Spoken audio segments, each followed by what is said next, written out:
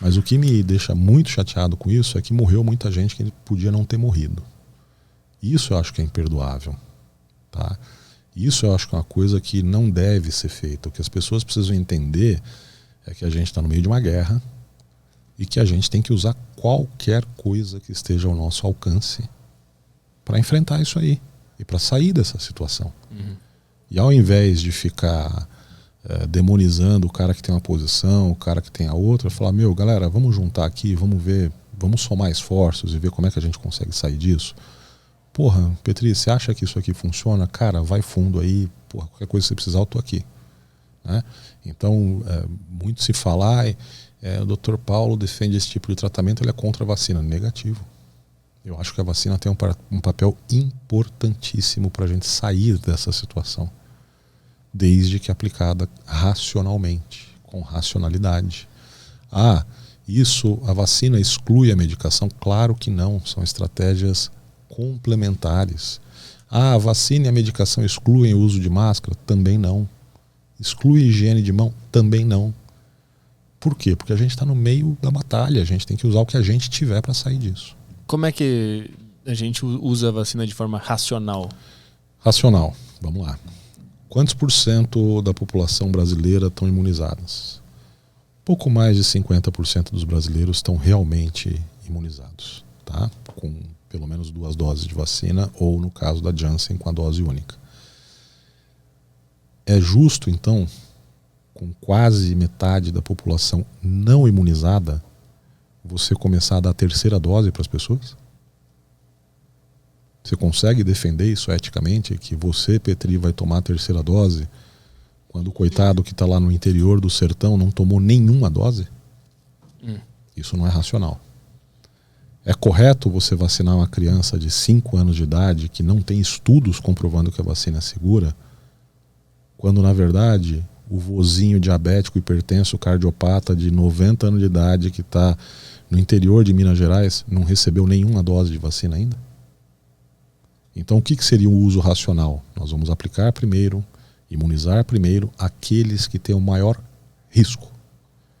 E isso não é apenas pela faixa etária.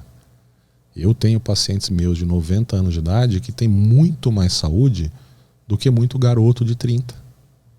Porque às vezes o garoto de 30 tem um problema renal, é transplantado, ou é HIV positivo, e o vozinho de 90 é um touro.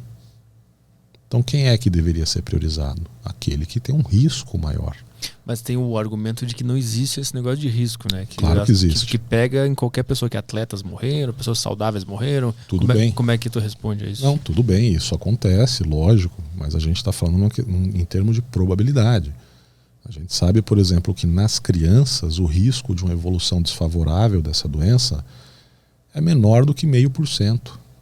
Enquanto em um idoso que tenha comorbidades, esse risco passa de 30%. Então quem é que eu devo vacinar? Logicamente, um idoso que tenha comorbidade. Porque o risco dele evoluir mal ou ir a óbito é muito maior do que uma criança. Não é? Então é esse tipo de análise sem paixões que ele deve ser feito. Esse tipo de análise sem politização, sem visão de ganho. Eu vou fazer popularidade nesse segmento aí da população. Pô, para com isso, precisamos tratar as pessoas.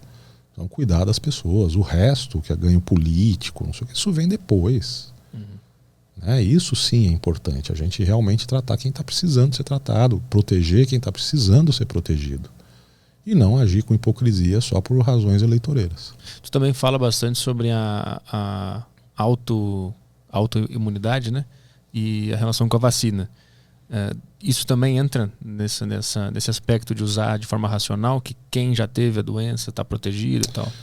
A imunidade natural, né, como a gente chama, é aquela que a gente adquire quando a gente foi exposto à doença. Então, se você teve a doença e você se curou, você está vivo, você desenvolveu anticorpos.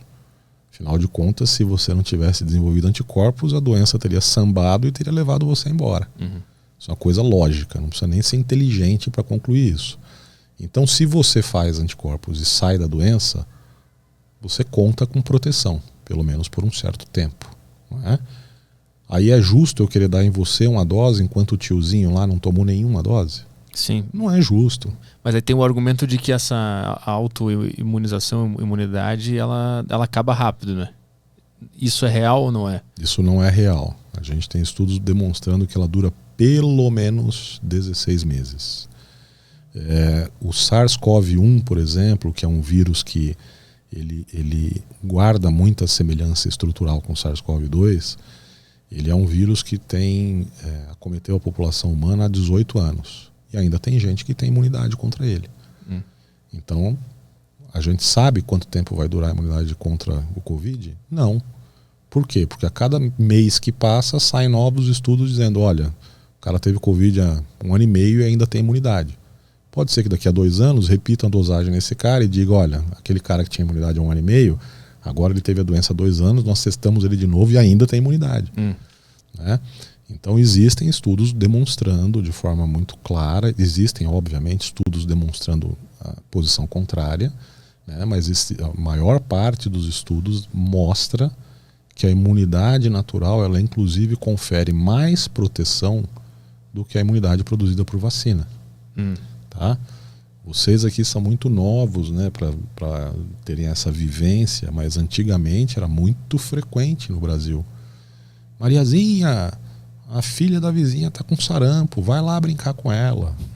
Que era para quê? Para criança pegar sarampo não precisa ser vacinada.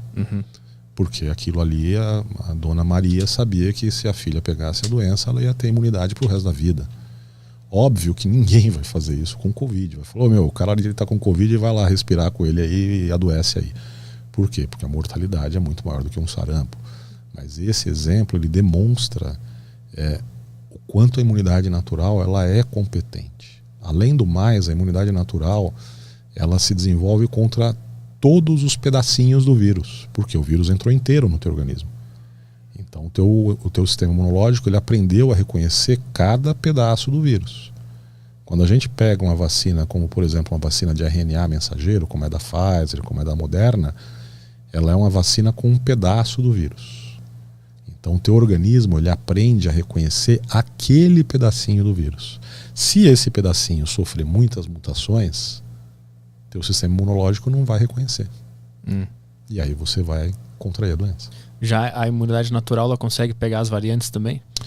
Ela consegue, porque é mais ou menos assim. Imagina que você, sei lá, você está em casa e aí chegou tua mãe pintou o cabelo de roxo, colocou uma lente amarela.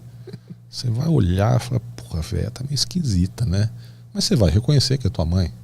Por quê? Pelo corpo, pela voz, pelo jeito de brigar com você, pelo jeito de te dar conselho, pelo cheiro, enfim, por uma série de características.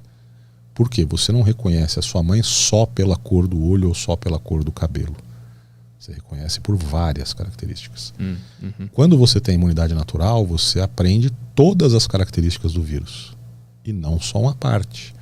Então, se ele sofrer mutação, ou seja, se ele aparecer lá de cabelo roxo e olho amarelo, teu sistema imunológico vai olhar e falar assim, porra, quem que é esse cara aí? Tá meio esquisito, mas lembra aquele Covid-19? Pau nele do mesmo jeito. Sim. E vai, entendeu? Pode ser que não com a mesma eficiência do que se cair uma variante lá que não tem tanta mutação, mas vai.